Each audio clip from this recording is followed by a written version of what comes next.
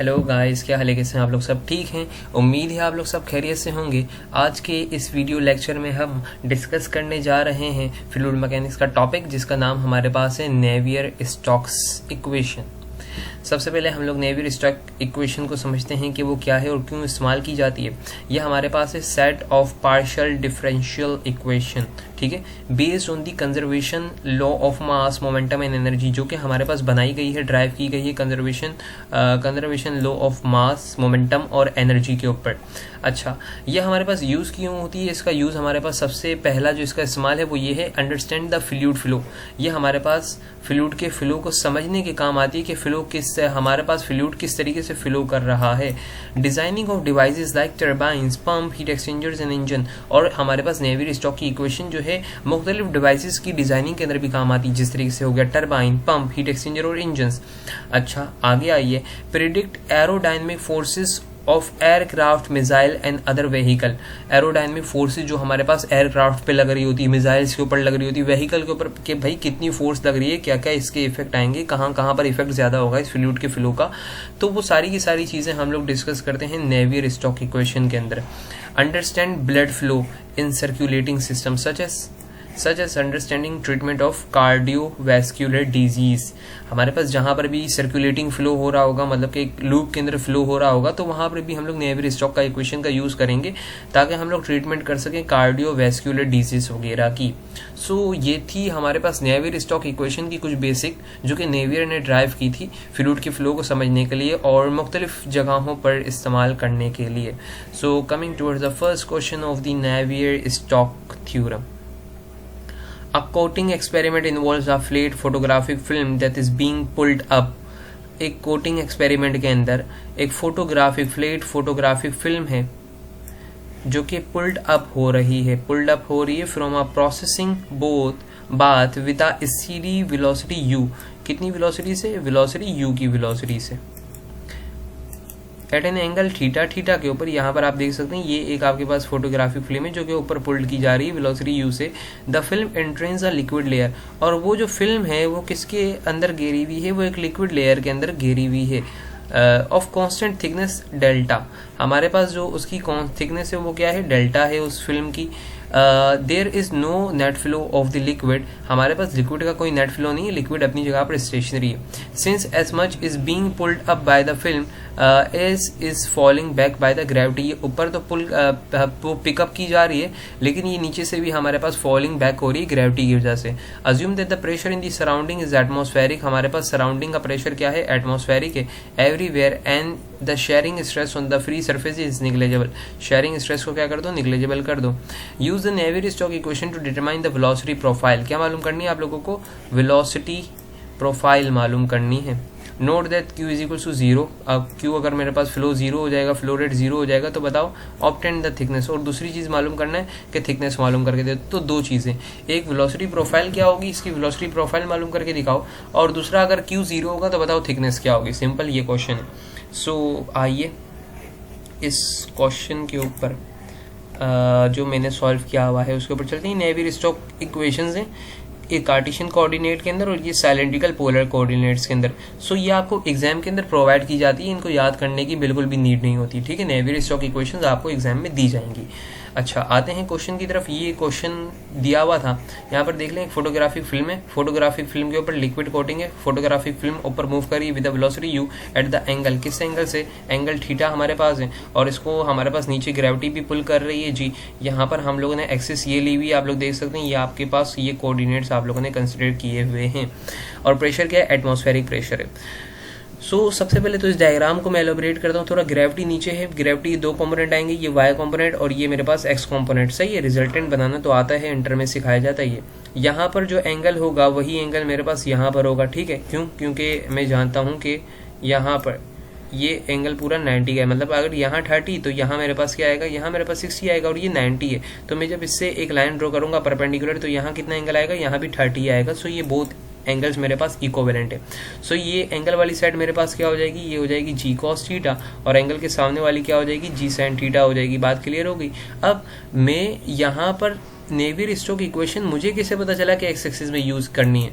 सही है, क्वेश्चन तो यही जहन में आता है ना कि हमें कैसे पता चला कि हमें जो नेवियर स्टोक्स इक्वेशन यूज करनी है वो एक्स एक्सिस में करनी है। सो इसका आंसर ये है कि आपका फ्लो जो है ना, आपका फ्लो एक्स एक्सिस में हो रहा है, तो इस वजह से आप एक्स एक्सिस में यूज करेंगे। सो सबसे पहले नेवियर स्टोक्स इक्वेशन आपने लिखी, Navier Stokes equation along the x axis, तो एक्स एक्सिस पे आइए, ये आपकी एक्स एक्सिस वाली इक्वेशन है, रॉ जी एक्स माइनस डावा पी ओवर डावा एक्स प्लस म्यू डावा स्क्वायर यू ओवर डावा एक्स स्क्वायर प्लस डावा स्क्वायर यू ओवर डावा वाई स्क्वायर यू ओवर डावा जी स्क्वायर इज इक्वल टू रो डावा यू बाय डावा टी प्लस यू डावा यू ओवर डावा एक्स प्लस वी डावा यू ओवर डावा वाई प्लस डब्ल्यू डावा यू ओवर डावा जेड। ये इक्वेशन यूज करेंगे आप, ये इक्वेशन आप लोगों ने यूज कर ली, ठीक है। अच्छा, अब यहाँ पर इसकी सिंप्लीफिकेशन सबसे ज़्यादा ज़रूरी है। सिंप्लीफिकेशन हमेशा याद रखिएगा, आपको मैं जो बातें बता रहा हूँ वो याद रखिएगा। जिस एक्सिस में डायमेंशन दी गई होती हैं उस एक्सिस के अलावा तमाम एक्सिस का चेंज जीरो ले लो। पहली बात मैंने क्या बताई, जिस एक्सिस में डायमेंशन दी हुई है उसके अलावा जितनी भी एक्सिस है उनका चेंज जीरो ले लो। तो डायमेंशन कौन सी एक्सिस में दी गई, वाई, मतलब कि एक्स और जेड में क्या ले लूंगा, जीरो। तो आप लोग ये देख सकते हैं एक्स क्या लिया हुआ जीरो, जेड भी क्या लिया हुआ जीरो, क्योंकि गिवन डायमेंशन के अलावा वाले कॉम्पोनेंट जीरो। अब यहाँ पर भी यही काम करने हैं राइट हैंड साइड पर, मतलब कि सबसे पहले तो मैं जब किसको जीरो करूंगा, मैं जीरो करूंगा क्योंकि मुझे डायमेंशन वाई में दी गई, तो मैंने एक एक्स को किया और दूसरा मैंने इसको किया होगा जेड को, वाई को मैंने रखा सेव। अब फिर मैंने बोला कि y को सेव रखा है बट y का v कॉम्पोनेंट तो जीरो है, y का v कॉम्पोनेंट जीरो के होने की वजह से ओनली u एग्जिस्ट कर रहा है मेरे पास, तो ये भी कैंसिल आउट हो जाएगा। और यहाँ पर सवाल में बोला गया था स्टीडी फ्लो, तो स्टीडी फ्लो में मतलब कि डावा u ओवर डावा t भी क्या हो जाएगा, जीरो। और ओपन टू एटमोसफेयर बोला था तो ये वाला कॉम्पोनेंट भी क्या हो जाएगा, जीरो। सो आपकी इक्वेशन सिंप्लीफाइड होके आएगी rho g x plus mu डावा स्क्वायर u ओवर डावा y square is equal to zero. This is your simplified form equation. अब यहाँ से हमेशा वेलोसिटी को अकेला करते हैं, आपने वेलोसिटी को अकेला किया और जी एक्स का कंपोनेंट आपने सब्स्टिट्यूट किया कि जी एक्स आपके पास क्या था, नेगेटिव एक्स एक्सिस में जा रहा था और माइनस जी साइन थीटा था, वो आप लोगों ने लिख दिया। माइनस से माइनस कैंसिल आउट हुआ, प्लस हुआ। अच्छा, बाउंड्री कंडीशंस यहाँ पर क्या होगी कि u y is equal to zero के ऊपर जब बिल्कुल भी डिस्टेंस कवर नहीं किया, बिल्कुल प्लेट के ऊपर है, तो वेलोसिटी क्या होगी यू, और y is equal to delta के ऊपर हमारे पास यू क्या हो जाता है, जीरो, क्योंकि वहाँ पर तो कुछ फ्लूइड तो मूव ही नहीं कर रहा, तो वहाँ पर कैपिटल यू जीरो हो जाता है, वहाँ पर हमारे पास कैपिटल यू का चेंज जीरो हो जाता है। यहाँ पर ये लिखा हुआ है, थोड़ा बहुत मिस वो हो गया पीडीएफ बनाते हुए, वो कैंसिल आउट हो गया, डावा यू ओवर डावा वाई, ये मेरे पास क्या होगा, ये जीरो होगा at y equal to delta के ऊपर। ठीक हो गया। सो सवाल की तरफ आते हैं, इसको सॉल्व की तरफ। इंटीग्रेटिंग बोथ साइड को इंटीग्रेट किया तो यहाँ पर एक वाई कैंसिल आउट हुआ और यहाँ पर आ गया एक वाई। मेरे पास इंटीग्रेट होने के बाद वाई बिल्कुल भी नहीं था, एक वाई आया और एक मेरे पास क्या आया, कांस्टेंट आया। अच्छा, अब मैंने पहली बाउंड्री कंडीशन यहीं पर सब्स्टिट्यूट कर दी। मैंने बोला वाई इक्वल टू डेल्टा के ऊपर तो कोई चेंज आ ही नहीं रहा वेलोसिटी का, वहाँ तो फिल्म है ही नहीं, तो चेंज कहाँ से आएगा, तो चेंज को किया जीरो, यहाँ से मैंने अकेला कर लिया C1। फिर इसके बाद दूसरी कंडीशन देखी, u equal to again integrate, इसको मैंने किया rho g sine theta y square over 2 आ गया, C1 के साथ y आ गया और C2 आ गया मेरे पास। अब at y equal to zero के ऊपर u मेरे पास क्या है, कैपिटल U है। सो वाई इक्वल टू जीरो के ऊपर ये पूरा तो कैंसिल आउट हो जाएगा, ये भी कैंसिल आउट हो जाएगा, तो C2 बराबर हो जाएगा मेरे पास कैपिटल U के। ठीक हो गया। अच्छा, अब फाइनली मेरी इक्वेशन क्या करेंगे, जब दोनों कांस्टेंट को मैं सब्स्टिट्यूट करूंगा तो small u is equal to rho g sine theta y square over 2 mu minus rho g sine theta delta y over mu plus u। So ये मेरे पास आ गई वेलोसिटी प्रोफाइल। अब मुझे मालूम करना है volume flow rate. Volume flow rate के लिए मैं क्या करता हूँ, वॉल्यूम फ्लो रेट के लिए मैं इंटीग्रल करता हूँ इसको 0 टू डेल्टा, और जिस डायरेक्शन के अंदर मेरे पास चेंज आ रहा होता है ना, जिसकी डायमेंशन दी गई होती है वो मैं लिख लेता हूँ, जिसके अंदर फ्लो होता है वो लिखा और जिसकी डायमेंशन दी गई है वो लिख दिया, तो मेरे पास क्या आ जाता है, क्यू का फॉर्मूला आ जाता है और उसकी लिमिट मैंने रख दी। ठीक हो गया।